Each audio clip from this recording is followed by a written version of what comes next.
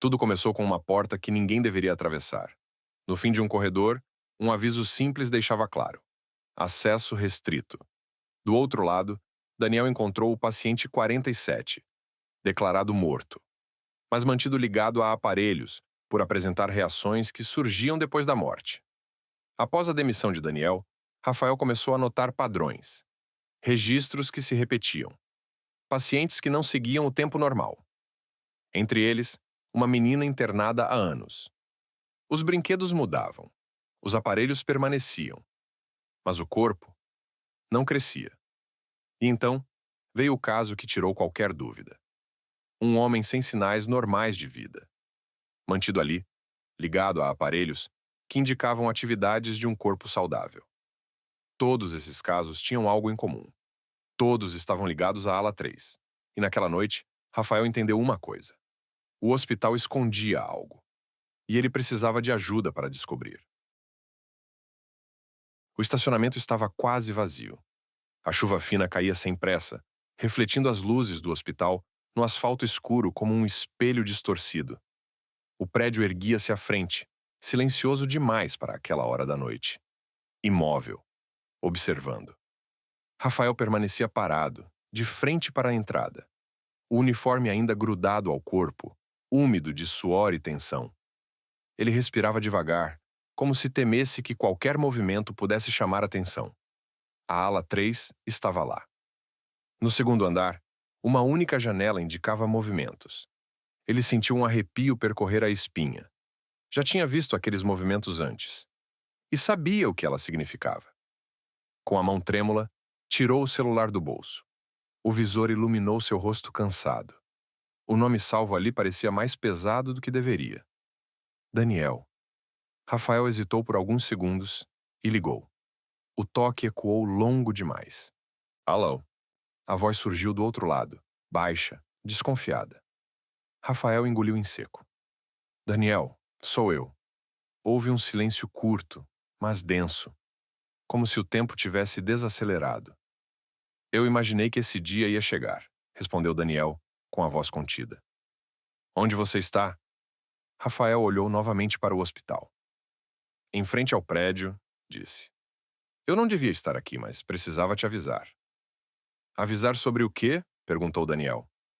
Rafael respirou fundo. Eles ainda estão lá. E não é só isso, eu acho que sabem que eu descobri. Do outro lado da linha, Daniel não respondeu de imediato. Quando falou, a voz já não era a mesma. Você mexeu onde não devia, não foi? Rafael fechou os olhos. Eu vi coisas que não deveriam existir, Daniel. Registros que não fazem sentido. Pacientes que não deveriam estar vivos. O silêncio voltou a tomar conta da ligação. Se ainda tiver aqueles arquivos, continuou Rafael, se ainda lembrar do que encontrou, eu preciso da sua ajuda. Por alguns segundos, só o som distante do vento atravessando o estacionamento. Então, finalmente, eu disse que nunca mais pisaria naquele lugar, respondeu Daniel em voz baixa. Mas se o que você está dizendo for verdade, então talvez a gente nunca tenha saído de lá de verdade. A ligação foi encerrada. Rafael ficou parado, olhando para o prédio. A luz do segundo andar continuava acesa, imóvel, vigilante, como se estivesse esperando. O encontro aconteceu horas depois, longe do hospital. Um bar antigo, quase vazio, iluminado apenas por lâmpadas amareladas que pareciam cansadas demais para cumprir sua função. O tipo de lugar onde ninguém fazia perguntas e ninguém queria ser lembrado. Daniel já estava sentado quando Rafael entrou. O tempo tinha sido duro com ele. O rosto mais fechado.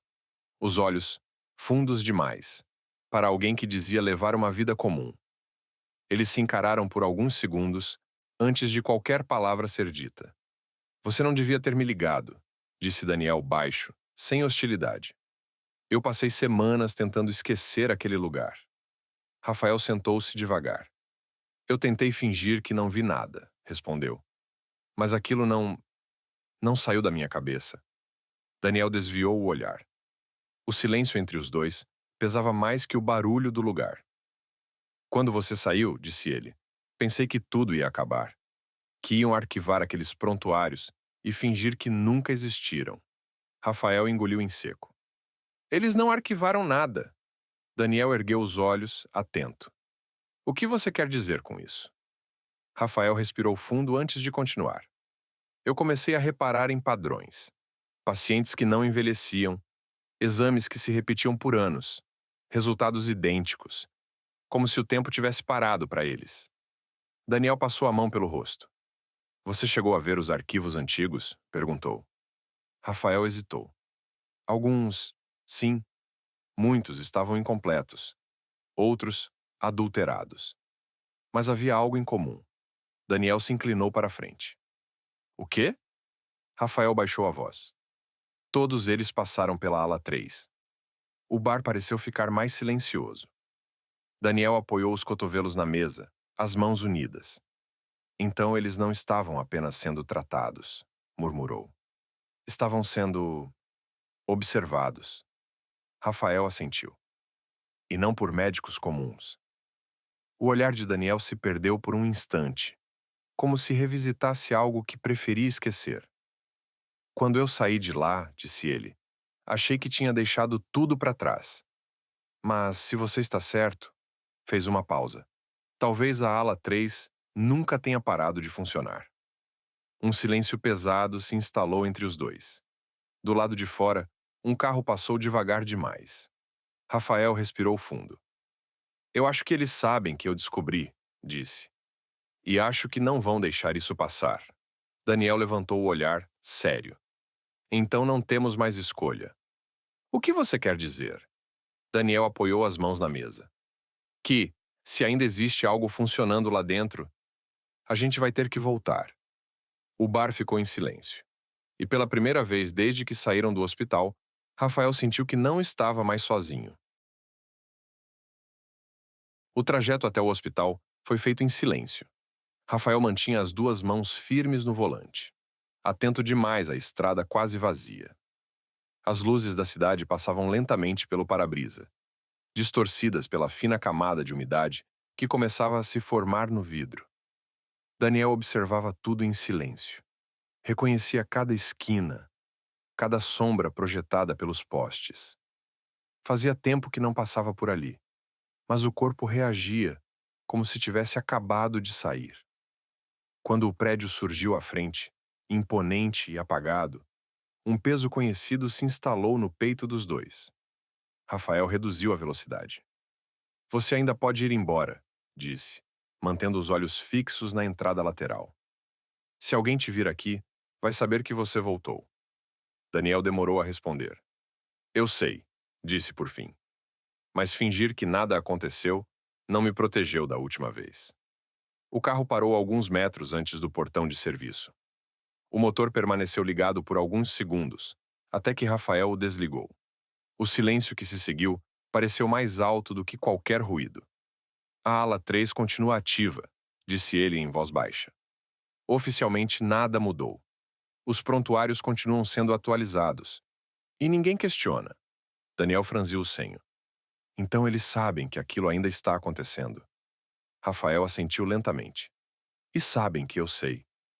Os dois desceram do carro. Decidiram entrar pela porta lateral, usada apenas pelo pessoal da manutenção e limpeza. O ar ali parecia diferente. Mais frio, mais denso. Como se o próprio prédio reagisse à presença deles. A porta lateral rangeu quando foi empurrada. O corredor interno estava parcialmente iluminado. Algumas lâmpadas falhavam, criando sombras longas que se moviam nas paredes. Cada passo ecoava alto demais. Nada mudou, murmurou Daniel. Nem o cheiro. Rafael engoliu em seco. Algumas coisas mudaram, disse. Só não do jeito que deveriam. Eles avançaram alguns metros. As paredes exibiam marcas antigas. Mais adiante, um som metálico ecoou pelo corredor. Um ruído seco, irregular. Daniel parou. Você ouviu isso? Rafael assentiu, tenso. Eu ouço quase toda a noite. O som cessou tão abruptamente quanto começou. O silêncio que se seguiu era pesado demais para ser ignorado. Então, no fim do corredor, uma luz acendeu. Fraca, instável. Daniel sentiu o estômago se revirar. A ala 3, murmurou. Por um instante, nenhum dos dois se moveu. O ar parecia mais denso, carregado. E pela primeira vez desde que voltara, Daniel teve a certeza incômoda de que aquele lugar não estava apenas abandonado. Estava atento. Eles já estavam dentro da ala 3. Diferente do resto do hospital, ali tudo funcionava. As luzes estavam acesas, os corredores limpos, os equipamentos ligados. Não era um lugar abandonado, mas um setor que não deveria ser visitado. Daniel se aproximou do terminal mais próximo. O sistema não pedia senha comum. Usava códigos internos, numeração fria, sem nomes, pastas, datas, siglas que se repetiam. Nada explicava diretamente o que era a ala 3. Mas tudo indicava a mesma coisa. Aquilo não era improviso. Era método. Enquanto Daniel copiava os dados, Rafael observava o corredor. Qualquer interrupção ali significava mais do que uma advertência. Significava que eles tinham ido longe demais. Foi então que Daniel percebeu a porta. Não estava sinalizada. Não havia número. Apenas entreaberta.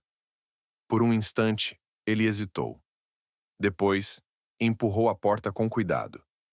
O quarto estava iluminado apenas pelo monitor ao lado da cama. Havia alguém ali. O paciente estava vivo. Respirava. Reagia aos estímulos. Mas o rosto? Não havia como reconhecer traços humanos ali. A estrutura existia, mas havia sido alterada de forma definitiva. Onde deveriam existir olhos, havia irregularidades antigas.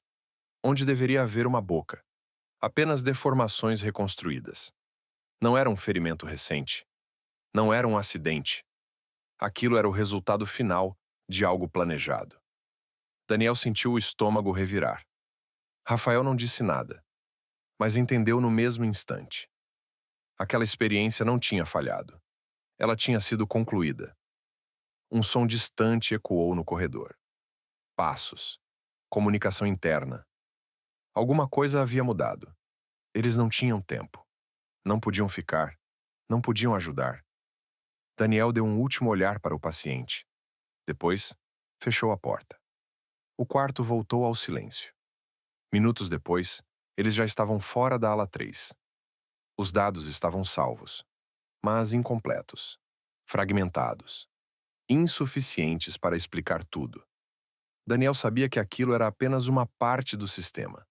Rafael sabia que, se aquilo viesse à tona, alguém tentaria apagar cada rastro. Eles não tinham respostas. Tinham apenas a certeza de uma coisa. A ala 3 não era um erro. Era um experimento em andamento. E o que tinham visto naquela noite não era o pior que existia ali.